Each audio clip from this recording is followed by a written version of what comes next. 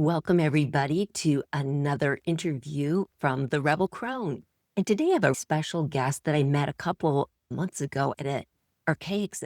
He was one of the guest speakers, and he impressed me with his knowledge. And it's not just knowledge, data, and history and things like that, even though he is very familiar with all the Archaix material.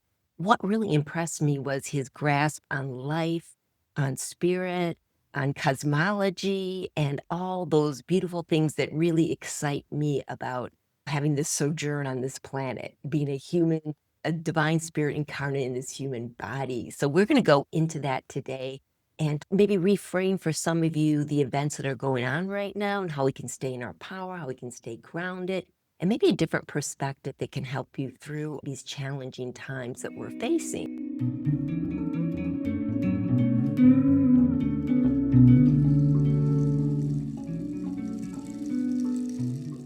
My guest today is Jarin Kenyon. He's a life mastery coach, a manifestation teacher, and he's also cosmic human design specialist. We'll go into some of these as we talk, and I'm sure you're going to see as you get to know this beautiful man that he embodies all these things in a profound way. Everybody, welcome Jarin to the Rebel Crone. Thank you so much. I'm so grateful to be here on the Rebel Crone, and I appreciate that amazing intro. That's my job, but that's truly from the heart. Everything I do on the Rebel Crone, the whole message about coming into our elder years is about authenticity and honesty. And I would not invite anybody on my channel that I wasn't in awe of and admired and felt like they have the beautiful voice, a beautiful, authentic contribution to make in the conversation. We're in such a crazy time right now. And we feel we're on the cusp of World War III. There's all these different timelines. We have timelines outside of ourselves working out that we seem to have very little control of. And then we have like internal timeline. We haven't spoken about what you've been feeling lately, because I feel like you're a man that's very in touch with feminine and the masculine side of self. So I could say something about how you've been feeling and you would have a response, as opposed to a lot of men would be, myself and a lot of my friends have been feeling this intense pressure. It comes out sometimes as confusion or emotional imbalances, tiredness, stress, injury, just all this intense, deep things working out. I would like to open it up to you. Maybe to start, Jerome, how have you been experiencing, I say the crazy time we're in, but in the highly pressurized time of transformation that we're in? Oh, that's a great way to describe it. I would first respond and say, for me, my intense pressure that I feel is related to my personal life and the destiny or the purpose that I have for being here, and the enthusiasm and excitement for bringing that out, transforming myself in order for that to happen, and also the challenging elements that it is to outgrow your old self, to become.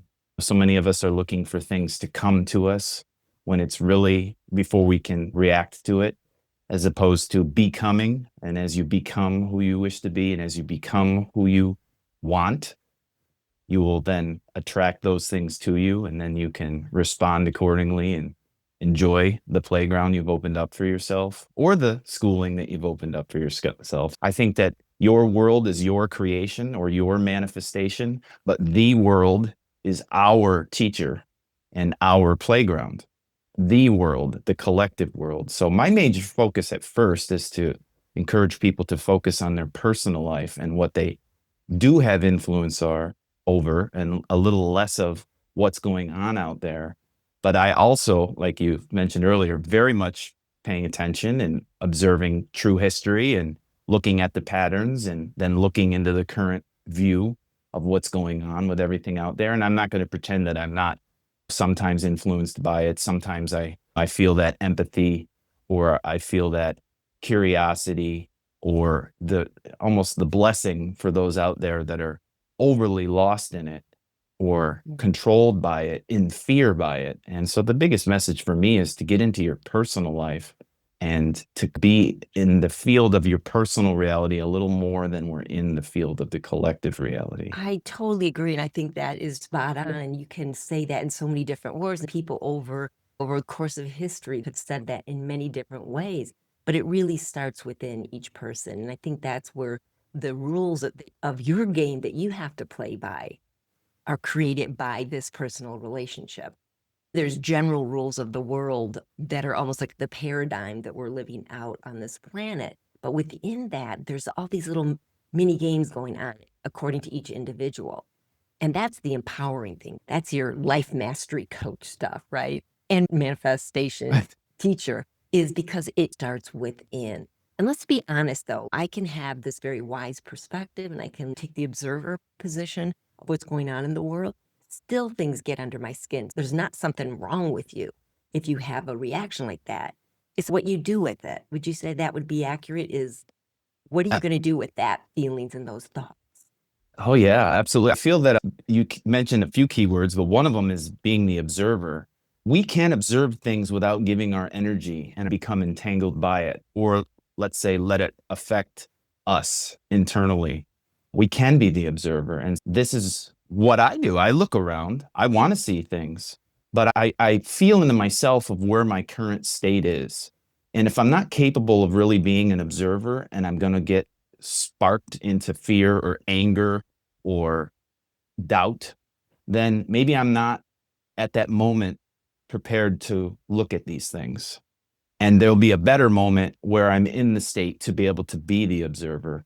And Then do you so, just put those aside? It's okay, just however you want to bundle it up, put it aside and go, okay, I'm going to wait and not ignore it or pretend it's not there, but you're going to deal with it at a later time. yes, yes. Yeah. Or I'm going to use it as my teacher. And while I'm seeing it, if I'm having these reactions, that's an opportunity for us to go inward and see where that reaction is coming from or why we're even reacting, which is very different than responding. So, my second part to your initial question has a lot to do with the more expanded our awareness, along with the more aligned and electromagnetically charged or embodied we are, the more expanded our ability to respond. The more limited our awareness and the more out of touch we are or on a lower energy, then the more expanded our reaction. So, to me, a lot of this is about response versus reaction. And it really gets to having, whether you call it a inward practice, a spiritual practice, and there can be a variety of them. We need to do those so that we go inward, remember what's true, feel who we really are, feel what our true intentions are, see where we wish to go, see what this world is in a little bit of a lighter aspect, even a little bit more neutral, and then approach. One of the things you said that I think is so important to just highlight is that the world is your teacher, right? You said it's your playground, your teacher. And the things that happen to us are our signs. Like people are always looking, give me a sign. Anytime your button gets pushed and you have a fear reaction, an anger reaction, or any kind of things that really lower your vibration and takes you out of being centered, well, that's your sign. That's one of the things I live by, whether it's looking at the news, which I rarely do, but I do once in a while just to keep a pulse on what's going on, or with friendships or with relationship, personal relationship, is I just look for those buttons. And at this point in life, I'm like, oh my God, that pushed my button. How fascinating is that? I want to look at that. That I feel like is one of my secret sauces of growing, of aging with purpose, grace, and power, is having spent a life of just in increasing ability of taking responsibility for my feelings. And they are my teachers, and it's all within me. And if I feel that reaction, if I get angry at a world leader or think I hate this or do that or that, why is that pushing your button, Lisa? To me, that is just such a key for everybody. And even if you know that, it's just such a powerful reminder because remembering that in the heat of the moment is another thing.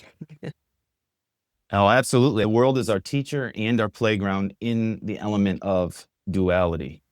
So duality is out there, contrast is out there. Your personal reality has those triggers that may come up with people around you that you know, as well as in the collective itself.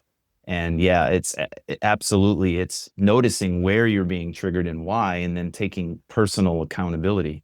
And then the ability to respond is exactly that responsibility, your ability to respond. And I say that because there's the very big difference between responding from our true self, our authentic self, our self connected to source. Some may call it your higher self, and reacting from your ego. And so then you end up engaging more and more that you don't want when you're reacting from your ego. To me, a lot of this is about getting into our true self versus this ego negative default automatic programming that we have that is merged not only with certain relationships of our past that we have around us, but within the collective world itself and what's going on. There's a negative, talk about the negative default and the dungeon programming and all that. Our own ego is, which is, I'm using ego not in a negative term or not in the conventional term of just survival, and personal identity, but in the element of reaction or repression, reacting or repressing. And so we want to respond in alignment of our true self. And this is what we're looking at when we're saying what's going on in the news or what's going on in my personal annoyances or whatnot, is to be able to, sure, you can see what needs changing out there or transformation, but also what is it in you that needs the transformation? That's going to change. When you think about it in the family system within you, within your family, from the micro to the macro, that it's this balance, this mobile balance of all the aspects. All you have to do is move one piece and the whole thing has to rebalance accordingly. Or it'll find a new balance and hopefully it's going to be at a higher level. And a higher level, we mean not being, sometimes using those words, higher level, raise your vibration and stuff, is just that you're going to come into a more authentic range, in a range where there's different emotions available. There's a different experience of life as opposed to a lower vibratory experience of life. Exactly. And there's nothing wrong with any of them. There's nothing right about any of them. They just are what they are. It's what it is. Do you want to be there? Do you want to keep having this kind of interaction? When you get tired of it, this to me is like the greatest news of all time, is that it changes by changing you. And I practiced that, Jarin. I have put that to test. I can say that throughout my life when I hear something as powerful. So you're saying that if I change me, all this will change. All right, I'm going to prove it. And I've done some really hard things of proving that. And I tell you what, it's true. Miraculously true. You think somebody will never change, and by going head on, you're trying to tell them all that. You just shift you, and it's, I don't know, this is going off in a tangent. I want to just, this is a imagery I have with it. I'll see if you can relate to this. But it's almost like you're locked in this dance. Let's say you're locked in this dance with a partner, for instance, and you're feeling like, oh my God, they're acting just like my dad. And this is so frustrating. Here we go again. It's like my dad. But I'm acting like the child again. But when I shift to another place of not being in that reactionary childlike position, then it frees them up. It's like that pattern isn't playing out anymore. And then they can step into a new pattern, maybe a more authentic pattern. They don't have to be giving me the gift of being my father. They can have another expression. So I just changed.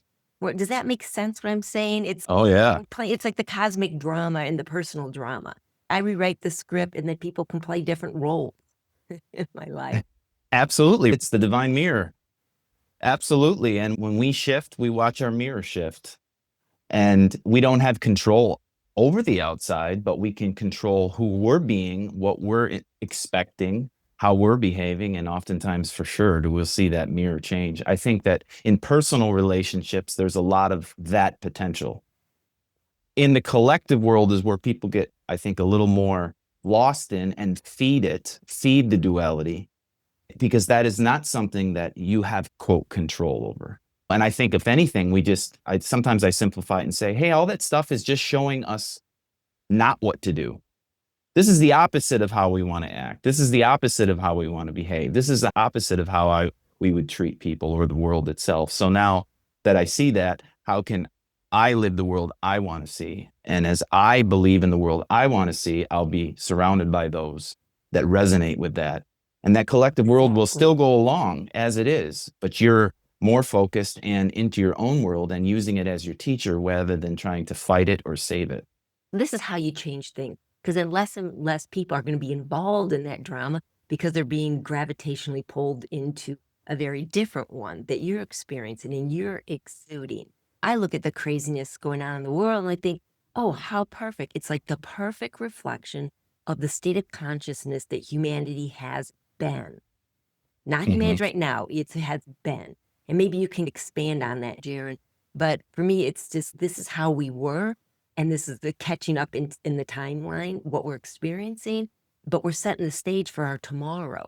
And collectively, this situation can't exist that's going on, all this wounded masculine fighting, killing, war, and stuff when the consciousness of the planet, the tipping point's reached and we go to another level. Could you expand on that? Absolutely. My first thought is that a lot of what we see outside of ourselves is a result of the past. Now, not to get too confusing, because we know as much as we're going forward, the future is coming towards us. That's for the people that are interested in that kind of stuff. But still, in general, what we're witnessing is our past. Yet in the collective field, I think there's a valid point to say that what we're seeing is how humanity has been.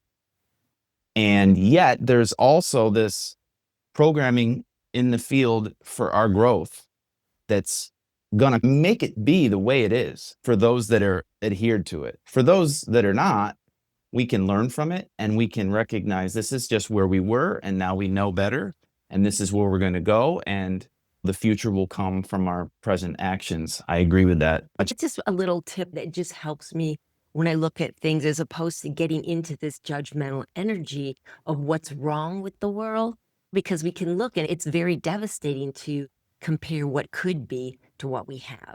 To me, that's heart wrenching, soul wrenching. Yep. Is the state of humanity. I do believe that we incarnate by choice. I believe we stay by choice.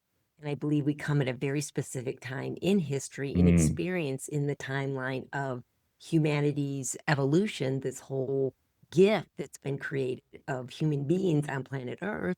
I believe that we came in right now for a specific reason. I did. Everybody else did. You know, we all play a very different role. Some are going to be on the world stage doing something. Some are going to be quiet. No one's ever going to know their name. And they may be way more powerful than any world leader ever. I say a lot in my videos about women as they start stepping into true purpose as they get older. Get out of the judges about how that has to look. You don't have to serve out there and go save kittens and puppies or do all this stuff. It's what you do here. That's going to change the collective. I try to look at everything like it's just perfect for what it is. Then how can I make it? How can I change it? Just in my life, it's like, okay, I'm not liking my situation. All right, how do I move from that? That's the point I have to move from. What is it showing me and teaching me? To respond off of the element of we're all here with a unique purpose and a unique mission, and you could call it your dharma. And then we also have the karma to learn from, transmute, and transform from. The reason I'm bringing up those words is because the karma actually lends itself a little more to the idea of the past, and what we're seeing is the past. And I think that for many of us on our journey, as we continue to awaken, we can start to look at life like internal to external, past and future. You can almost picture a cross, an even cross, and internal at the north, external at the south, past at the west, and future and the east. Humanity and we are trained to go constantly to the external and to the past. And we're living from the past over and over. So what we do as an observer, as we get to that neutral still point, we can start to say, you know what?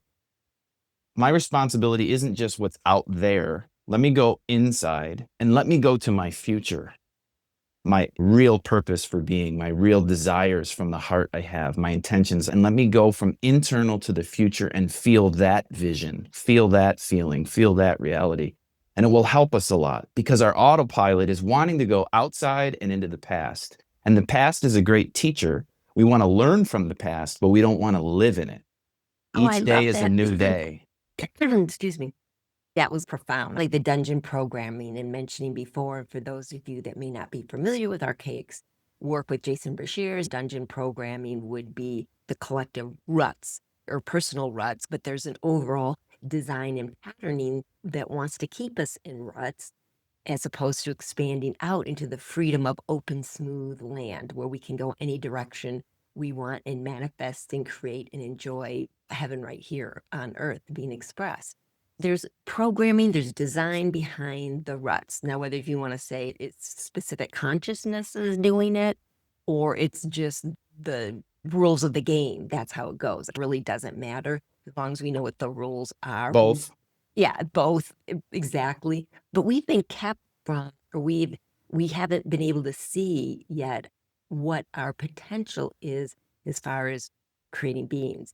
And that from the internal into the future, that is the movement. But we're so stuck in this old thing. If I'm hearing you right, it's projecting the past and the future. Your future is there for you. It's there. There's nothing that should be hard, that should be a struggle, that should be daunting, that should be impossible about you having the life that you're designed to have. And for everyone, it's a beautiful life. You know, Yeah. it is a beautiful life. It's a powerful life. It's a life of joy, challenges. But why do we keep having the same old thing coming in?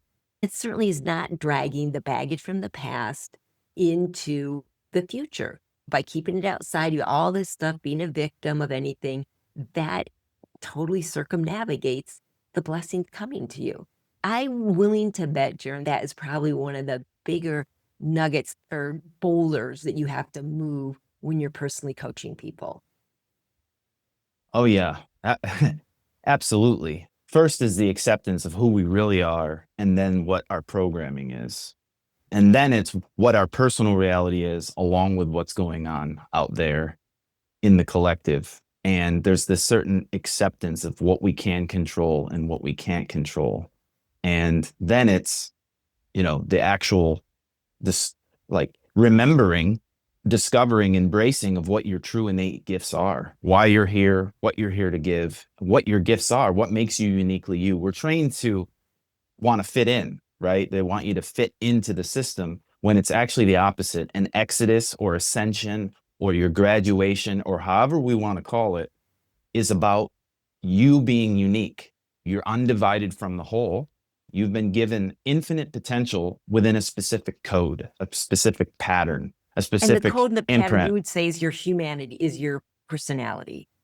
Is that what you're referring to? It would be your personality Both as a and your spirit, physical body and both. Yep. okay. Yep. For me personally, it's both. And so you have a spirit code, you have a unique personality, you have a soul that is you. And then you have this avatar, this body you're inhabiting that you need to have in order to experience this. And it has its unique pattern. So there's this relationship, yin and yang, masculine and feminine, within your own spirit and your own body that you're inhabiting. Oh, I Yeah. love that. And then you think about the infinite possibilities for us incarnating into this world, into this realm, that there's this infinite possibility for growth as a spirit. You think of the whole possibilities within these parameters. It's like mind blowing. It's really spectacular. First is in response to this infinite possibility, this infinite potential, infinite choices, but you have to choose.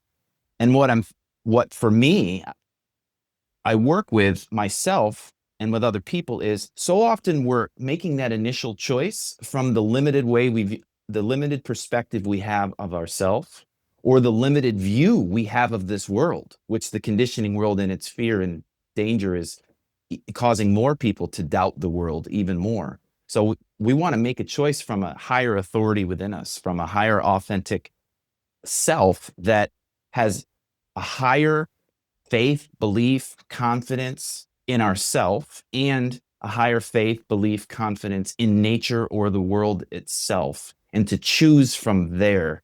So that was just the first starting point, is choosing from your true authentic self as opposed to choosing already from limitation. And that's predetermining your next days, your next weeks, and your next months, because you're not stripping it all away and coming from what is true and real, which is the inner you. It is the starting point. I developed a tagline for the Rebel Crone. It's called Aging with Purpose, Grace, and Power. And purpose all starts with understanding who you are. You can't find your true purpose until you step into authenticity. And everything you've been talking about, how do we step into authenticity? How do we find the true me? And the true me is contained within the bigger me, which is contained in even a larger expression. Beyond we can't even conceive quite the design. So it's a very simplistic way of putting it. But for me, instead of having this bubble of me and then my higher self out there and then the immortal out there, and I'm trying to connect everything, for me to visualize I'm contained within it, it's already there. You don't have to create you. You can just allow and trust absolute faith that the pattern is there. It was set before you came into this world. and therein is the game. I've moved through many different ones in my life, and I'll continue even after this experience. It's all coming into a paradigm of understanding. I think, wow, this is pretty spectacular. It's bigger than it's ever been. It's wonderful. But I know at a certain point, I'm going to fill it out.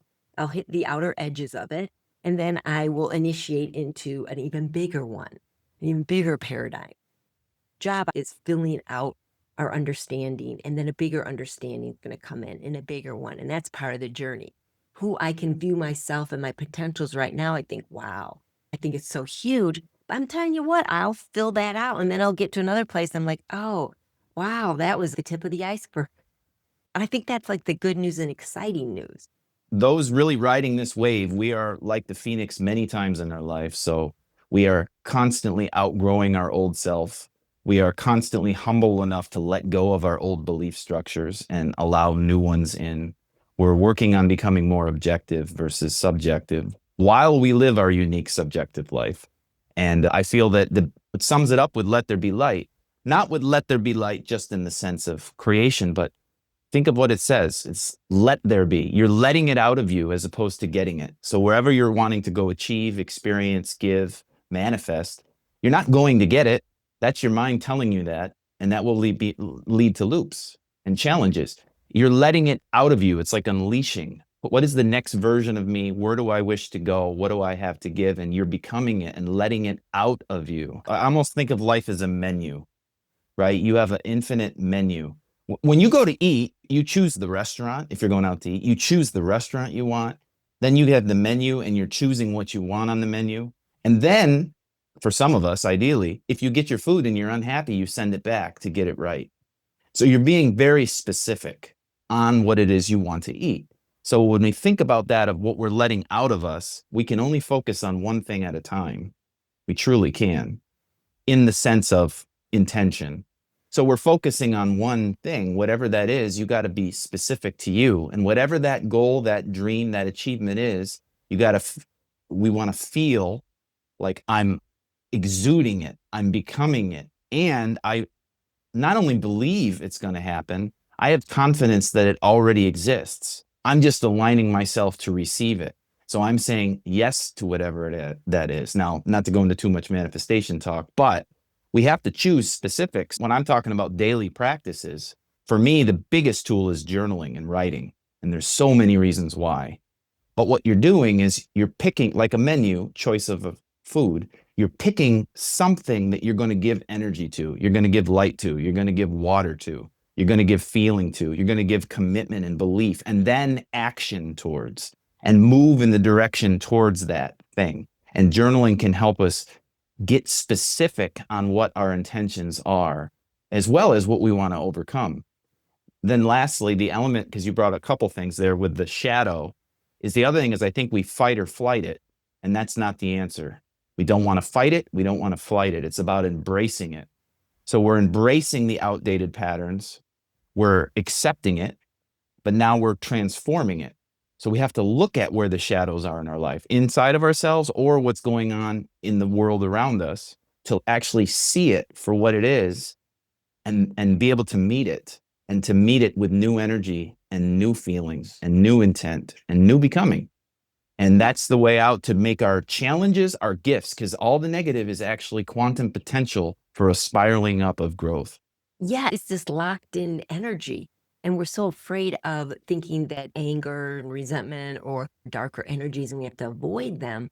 What I found incredible power is when I'm really stuck in something, is to get in front of my personal altar and just sit in front of it, light my candles, and then go into it. Yes. Go into that, be like, dive into it, let it have free range. Okay, so you're angry. All right, let it rip. Tell me everything, and just not try to avoid it.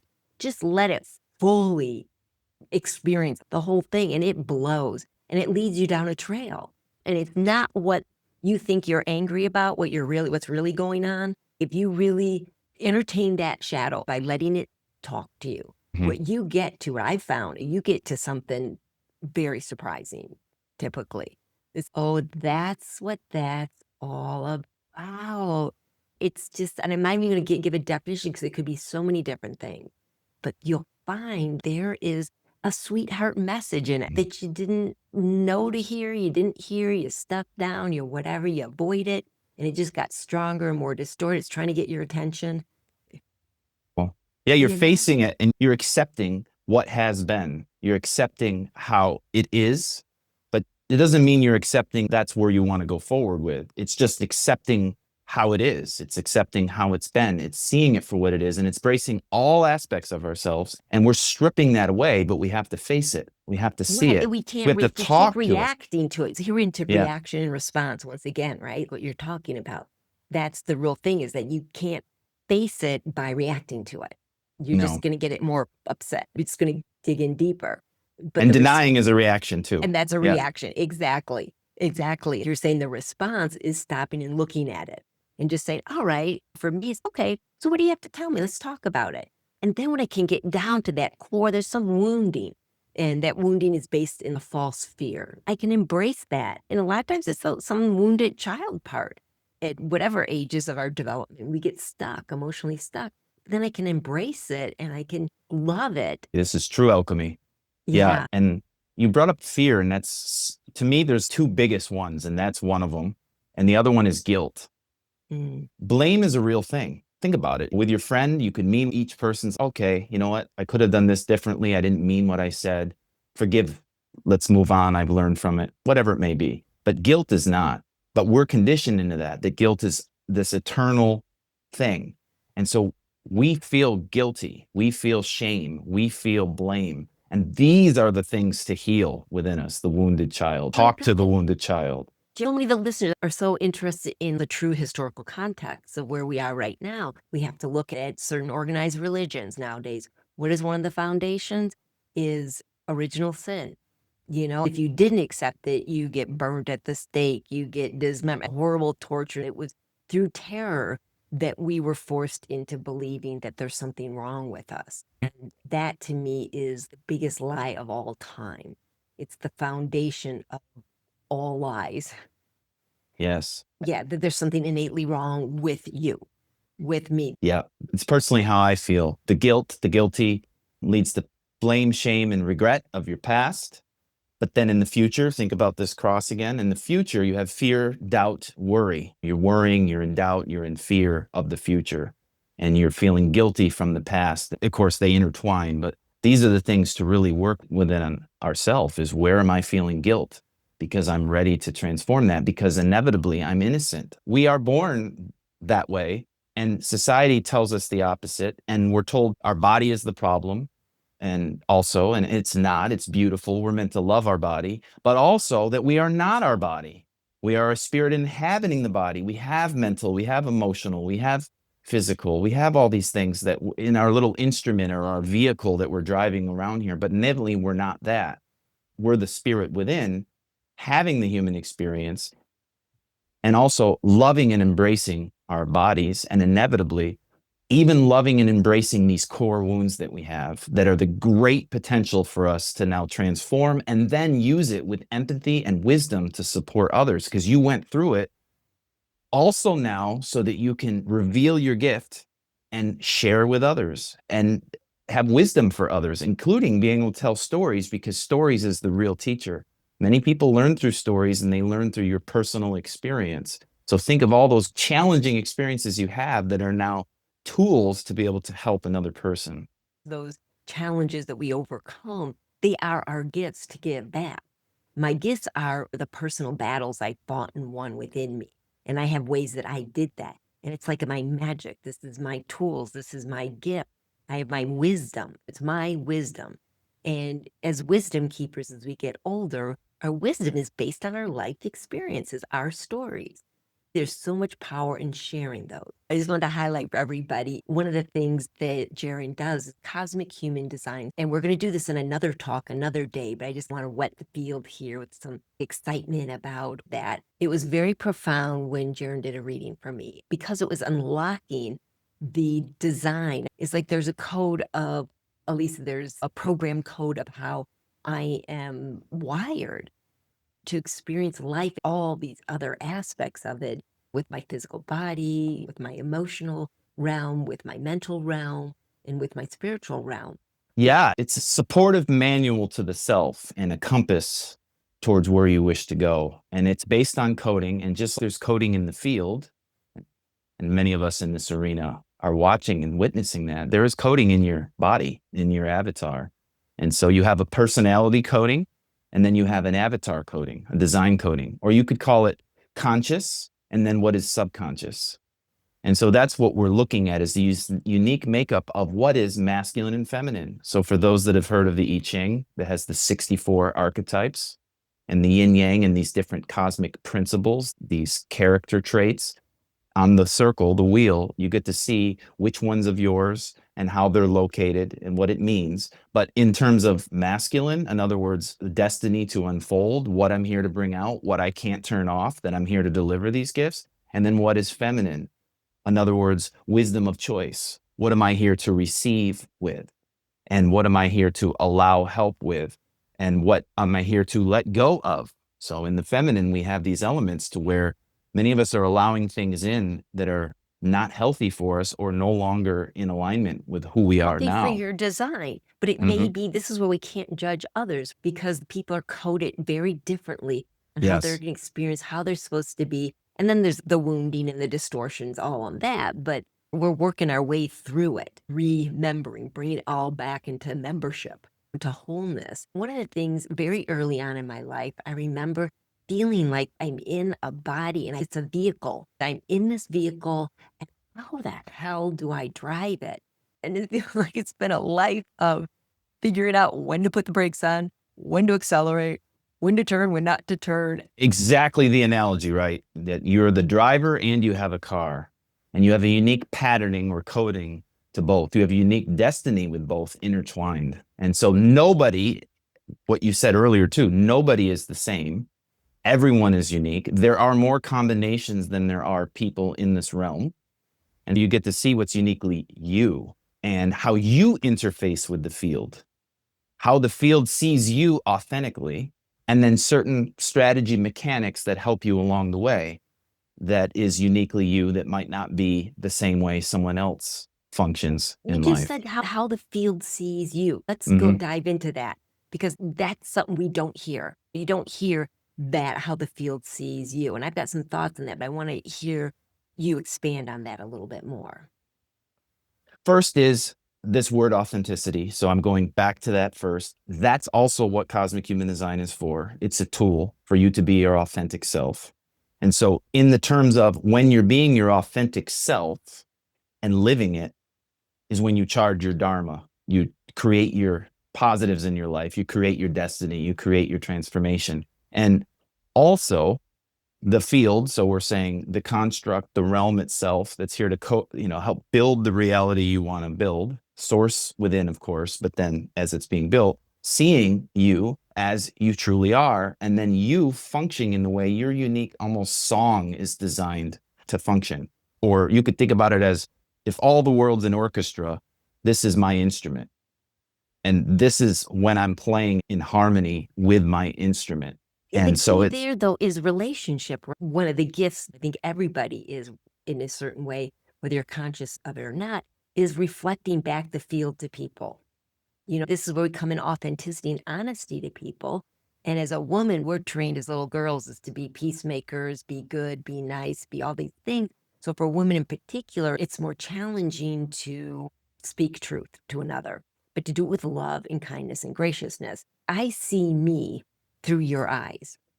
You see yourself through my eyes. And if I can reflect back to you this beautiful, powerful angel within, and that's where having a mentor and having a coach and having somebody that loves you, believes in you, and is going to help move you along, you're going to trust that reflection and work with it. I just wanted to point that out because I think it's something that's overlooked is the power of how the field perceives you. And that's through individuals, but it's also through what's going on in your circumstances in your work. Is the field perceiving you, and they're giving you right back where you are. absolutely. Yeah. And when you're talking about someone giving you a direct view, a direct perspective, it reminds to me the element of inner truth. The authenticity is love. That's a big equation here. Am I doing this with love? But the other side is light, which I'd rather say inner truth. Am I being real here? Am I expressing what I actually see, what I actually feel? And we want that in our mirror. But it's the You're asking balance for of the that. two. You can't have truth and light, truth and love. One without the other doesn't Exactly. work. If you have somebody is telling you the truth, the cold, hard truth, that's indigestible. That can be very hurtful because the truth needs to be infused with love, the power of love. But if you're just the power of love and you don't have the container of truth, then love just goes. I Yep. mean, I think of it as like a steam engine. The truth is the pipe, the container. The love only has power because it's being contained in the truth. And that's where you get locomotion. That's where you get forward movement, is truth containing love. Tell me a little bit about, as a coach and a teacher, these tools must be, whether you articulate them or not, I would think this would be really powerful awareness to have of how to work with people, maybe not in those specific terms, but you can't help Yeah. somebody without one without the other. No, not truly. I measure my life largely based on my relationships and what I'm getting back and what our exchange is. And I just wanted to say that many of us welcome, or you said, hey, just tell me the truth. Give it, but do it with love, but give me your real view. Then it's up to the person to how they react to that or respond to that. Some people take things personally a little extra to where they're not actually wanting to see the truth. Life isn't showing them the truth, let alone another person, because they're not wanting to see. So you have to want to see, and then it's about the delivery, that everything comes from love. And this is just my perspective, and this is just my view. Take what you wish with it, but do you wish to have it? And I know for me, I have loving relationships, an abundance of loving relationships. It's one of my biggest intentions. And yet, this is my schooling. I'm not talking to people about random, mundane, or negative things. I'm talking with people about this kind of stuff or about real life things because I'm learning, I'm growing, I'm being exposed to my things. And so I think on this journey, we become more comfortable with the getting outside of the comfort zone, and we can be more comfortable with communication that is loving and is authentic, so that we can help each other grow. And it's amazing what happens when two people do this with one another, the enzyme that goes off and the transformation that takes place for both people and the relationship itself. Oh, I love that. The enzyme that goes off. Mhm. That's, yeah, the power of the enzyme. I was just looking at something this morning on Facebook that was talking about a drain cleaner, but it's enzymatic action. It's no harsh chemicals and stuff. And you use like a silly example, but it was perfect. It's the enzyme that can go in and bust up all these clots, naturally eat it away and dissolve it so that the drain can move through, as opposed to forcing these heavy chemicals down. Because when you force transformation on somebody, as if you can ever really do it, because you can't. They can pretend for a time, but then they'll default. And sometimes they'll be worse off than they were. Mm. And I know that one from relationships and being with different partners where I just want them to vibrate higher. I just want them to understand or be more spiritual. Read this, do that. And trying to micromanage their spiritual growth because I want them to grow. And my God, every time, Jaron, it didn't work. Just didn't work. Dag darn it. No, we can't force it. And we absolutely also have to listen. And both parts play a role there. I love that you brought up the enzyme, because an enzyme in it, this isn't a technical sense, but either breaks apart or bonds a molecule, let's say. So this enzyme factor is important also when we looked at and talked about the cosmic human design, because you're able to look at, here's one gate, one DNA active from me. Here's another from another person, my relationship, and this is what we form together. And you're able to see who gives, who receives, who leads here, who leads there, this exchange, this energetic, so we can just be who we are and deliver our gifts equally. And then it causes this synergistic reaction. Things are greater than the sum of its parts. And so this is what we want to look at now, moving away from human design, just in general, with our shadows. Let me just say this, Jeremy, it's also relationship design, Mm-hmm. cosmic relationship design. Like, Yes. you don't have to force a relationship to be what the relationship you think it's going to be. Let it be what it's supposed to be. And it's just like when you do look at all the gateways and stuff in human design, there's a natural pattern there where people will fit in different ways. I feel it's using the uniformitarian model of a solar system and planets revolving around, if I think I'm the sun of my universe and I've got all these different planets and things and coming through and all this, that there's a beautiful design and people will find their natural orbit, Hmm? my world. And some people are here, some people are way out there. And there's no judgment with the people that orbit out there. I love them for who they are and for that orbit, but they don't come in to this orbit. That's not where they're designed to be. And if I tried artificially bringing them in, it's not going to work. Not Yeah. everybody's supposed to be this close thing. Juicy, wonderful relationships in all different versions of it with people. Exactly. We have a spirit nature and then we have a body nature, and it's unique to us and it's going to mix with other people differently. And that's what it's having a look at yourself first, and then you can also look at other relationships. A topic I want to say off of that, going along with this, is that we all have 9 centers or chakras, not 7, but 9 major. Within that, there are different ways that we process information mentally. There are different ways that we feel emotionally in the solar plexus. There's different ways that we have adrenaline pressure to act. There's different instincts and intuitive places we have. So it's looking at your whole vehicle. I have a feeling awareness. I have an instinctual awareness. I have a mental awareness. I have a cosmic pressure to grow. I have a ground pressure to act. I have a place of energy. Is it my will? Is it in response? We have a spiritual direction of being who we came to be and our direction forward, and how they all interlock together, which sounds complex, and it is if you wish to go that way. But in its simple application is just groundbreaking in the element of you being authentic and then you being in synergy and harmony with other people slash the world itself as you grow into the light areas or the higher frequency embodied areas of who you actually are, and less of the ego or artificial default, same thing to me, of the reactive or limiting patterns that we have been in.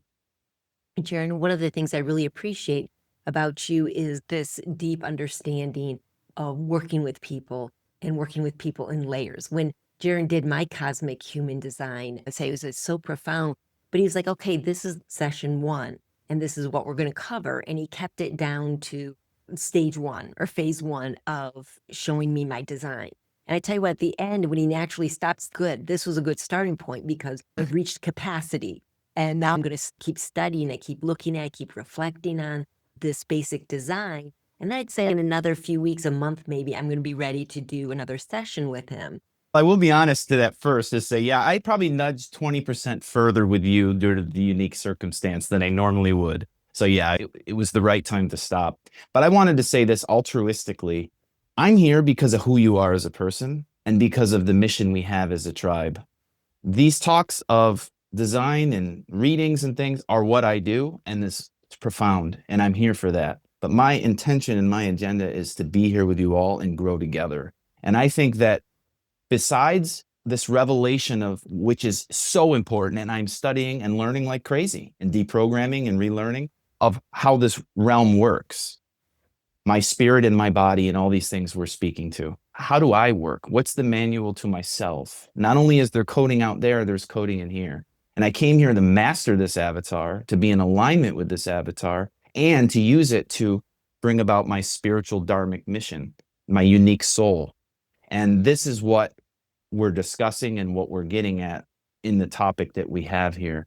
I also want to say what I love about all of us is we're having this human experience. And so this is a science of differentiation we're talking about here. It's the highly individualized soul and it's the highly individualized avatar together.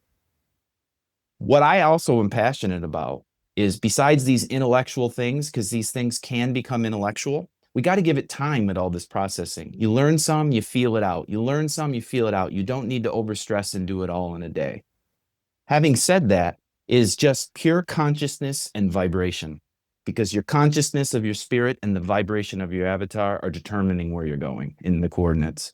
And so it's just that element of, can I put my attention on who I really am and on where I wish to go, spirit to heart to mind, if you want to look at it that way, without any identity, without any limitations, is in the present. Where do I wish to go? Who am I becoming? And this power that we have when we're unified with Source, and when we direct the lens of our intention, and when we vibrate at such a level that matches with it, the amazing things that we can do. And many of us are doing this. Many of us are going to learn to do this in higher states. And to me, that's the journey of me as the student and the teacher with this, is how can we collapse time and space? How can we go so vertical that we have to do less work? How can I go so pure that I have less red lights, that I have less, like you said in the car, less obstacles, less restrictions, because I'm allowing Source to create through me as me, and I'm bypassing or not getting entangled in so much of what isn't me or what is my own mind that's limiting what I'm capable of.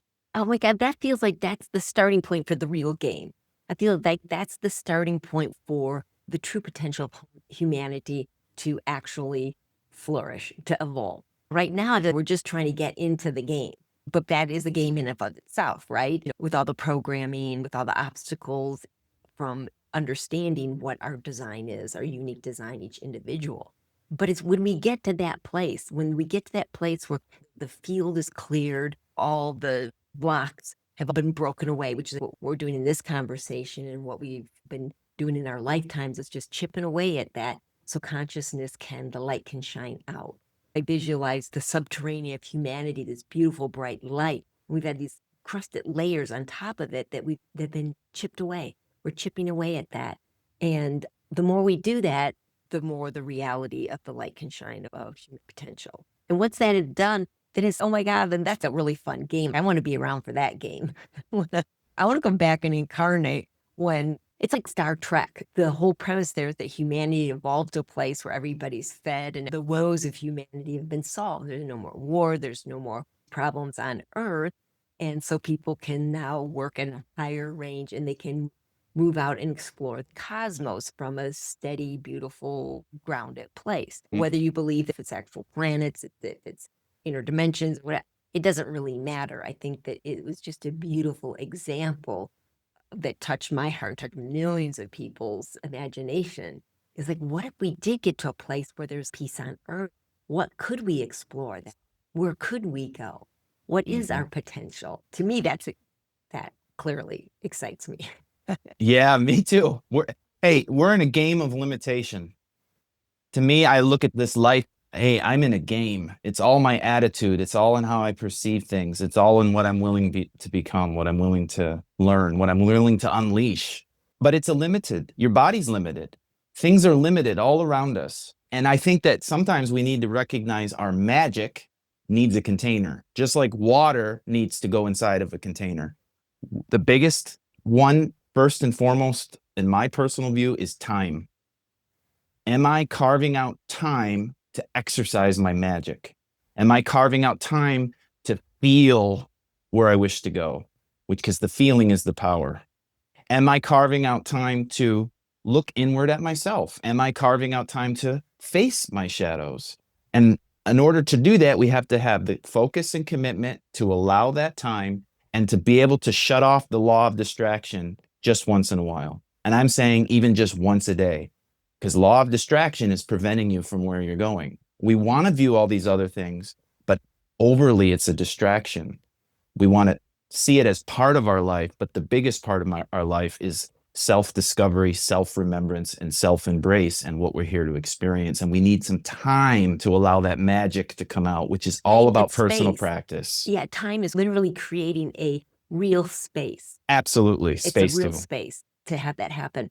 Something I want to add to that too, Jarin, is for me getting older, where there's a lot left, most likely, unless there's some big quantum shift in human life expansion without being technically altering my human flesh with hard technology, which ain't gonna happen, that theoretically I have a lot less time for that I've had in the past. And I used to think when I was younger, I was like, oh, I just imagined it was almost debilitating that I could be anything or do anything. And it was like, oh, there's just so much possibility out there. I felt like so like limited here, yet there's all that there. And now as I've gotten older, it's shifted my perspective with that, is that I'm at peace. I have a design of being Elisa in this incarnation, and it's a design that's going to achieve a certain potential. and I'm okay. Let me just fulfill that potential. I don't have to worry about the potential of humanity. It's what's my potential. And it's finite. It Mhm. is. I'm an infinite being, but I'm in a finite body with a design of experience. I'm not going to know everything in this lifetime. Elise, Mm-mm. I'm sorry. That was just like such I a try I sometimes. try. I used to try like really hard. I try less hard. Now it's more like curiosity is when I Yeah. peruse YouTube is like, what do they have to say about our melted reality? What do they have to say about this or that? When it's really interesting, but to understand like the truth of Earth, of what's happened on this planet and humanity's trajectory, our true history, and all this, I'm just curious. My real focus is how can I fulfill the full possibility of being me? And it's not everything, but I'm a multidimensional being. So there's parts of me experiencing so many other things, and I'll get to it all Yeah. eventually. Oh, yeah, I'll tell you a quick little story. The last few days, I was in a place where I was trying to get to it all and juggling a million things at a time and doing well with some of it, but then starting to notice, okay, I'm starting to not But be some able cracks to in there. process, and I'm getting not just reactive, but I don't have the energy to process the way I wish to. But I didn't stop like I normally would. I kept going and going, said, oh, I can do it. I can do it. And I can do it until eventually, like, I just collapsed. And this was literally yesterday. And then I said, you know what? I need to take a salt bath, an Epsom salt, borax, all these things. And I need to go nurture myself, nurture my body, pay attention because it's yelling at me because I'm trying to process too much information and do too much without eating and water and all that other stuff. So I nurtured myself. It's amazing that 1 hour later, as I came out and did that, totally recharged and my processing is back on and I feel good just by that little bit of nourishment. And I I feel love that's that. that's the other element here besides giving time for your magic and giving time for your growth is giving time to take care of yourself and ask yourself, your body, what it needs. You uniquely. My partner's always telling me it's not about time, Elise, it's about energy. And because we poop out. And I think this whole like relinquishing, because the older I get, I have less energy. I just have less energy at 64 than I did 10 years ago, 20 years ago, 30 years ago, 40, on and on through the decade. I just have less energy. Now I have more power and focus Mm, on what I do. But I just don't have this energy to be entertaining some things that I thought were like so great to entertain in my consciousness and spend energy and time doing all this other stuff. I have limited amount of energy available in this human body, but my design and age and everything, it's way more than what people would think that they have, but there is still mm, parameters around it. How do mm, I want to use that? Where do I want to expend that? And to me, it's just home from all this big world down into here is to really keep focused on my authenticity, this design of this vehicle, figuring out how it drives so I can drive it more efficiently and I don't waste energy because I only have so much time left. Yeah, and it's just different when as you get older. It really is a different game. Become cognizant of things that you were not when you're younger. And that's fine. That's the younger person's game. I'm in the older person's game, right? mm. So beautiful. You're speaking some of your unique self and your inner geniuses that you know you have. So that some of this stuff is wonderful. And I just want to broaden that out as you're talking about the direction of self and where you want to put your energy or where don't you is also this element. That's what we're assisting ourselves with. Journaling does this too, along with the cosmic human design, is so that we can conserve energy. We can maximize our energy and our time. We can do it in a balance and a synchronicity with life, and that we can engage ourselves so that we trigger our own synchronicity. People say, I'm waiting for a sign. Signs only follow consciousness and vibration. So you trigger your own signs, you trigger your own pathway, you trigger your own synchronicities. But this is by embracing who you are and embracing how you function and listening to your body's needs and being your spirit all wrapped into one so that you can start to be more efficient with your energy and you can say no easier to the things you need to say no to, and that so that you can say yes to certain things that you're normally afraid to. It's right so that you have the confidence to do that. Oh, I love that. I really appreciate you, brother. I appreciate your just beautiful journey you've been on being Jarin, what you bring to the table. It's just so profound to me. And it's so beautiful because there's an incredible depth and analytics about the masculine mind that you epitomize. And then there's also this beautiful understanding about the feminine spirit that you have your unique balance with. Let's just go ahead and wrap it up for today, Jarin. I'm going to let you have the final word here, and maybe something that you could share with our listener, very specific about the time that we find ourselves in right now in humanity, this incredible crossing point. You could say it's in the crosshairs in a way of a target, which can seem like a scary thing because you're being a target in something, but it's a powerful place. We're in a crosshairs right now.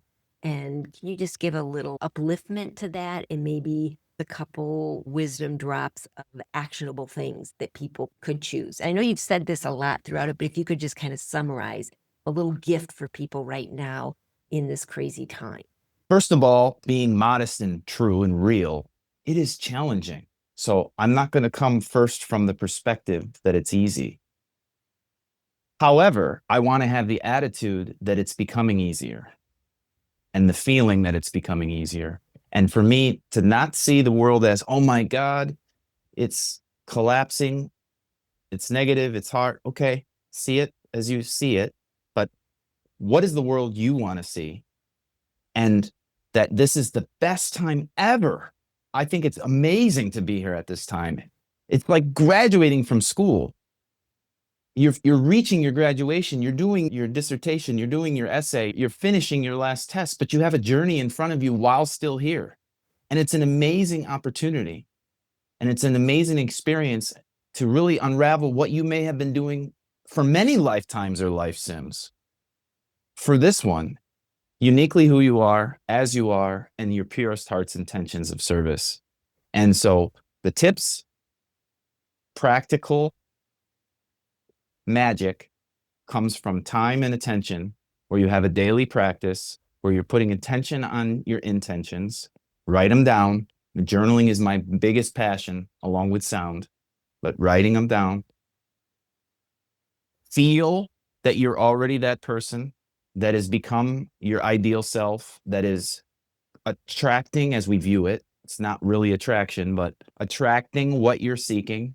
Feel like it's already here. Have faith and trust in yourself and in source and in life, not what's going on out there. This is a beautiful world for you. This is a divine mirror for you, and that you're going to be given those things to you, and let those things be receptive to being gifted things, gifted from life, and be receptive to, yes, I say yes to this. I'm finally ready for these experiences. I'm finally ready to be this person. I'm finally ready. I've done enough training. I'll keep learning, but I can deliver these gifts now. These people need, there are people out there that want these gifts now that I already have. I don't need to be a perfectionist. I can just get into action of my expression and why you're really here. Thank you, brother. Thank you. Those are powerful, realistic words. They paint a realistic picture of what you can do right now because it's all available. Like the you want to be, the life you want to manifest, the purpose you want to express, it's all right now available to you. There's nothing standing in your way from it. Nothing. So I look forward to more conversations, Jaron, so we can talk about other avenues, us as these beautiful individuals who chosen to incarnate right now. I'm going to put links in the bottom of this in the comment section so you'll know how to get a hold of Jaron if you have any questions about engaging with him as a mastery coach, a manifestation teacher, or even a cosmic human design specialist and getting a reading from him. Highly recommend any of those choices or just reaching out with questions to him. Please do.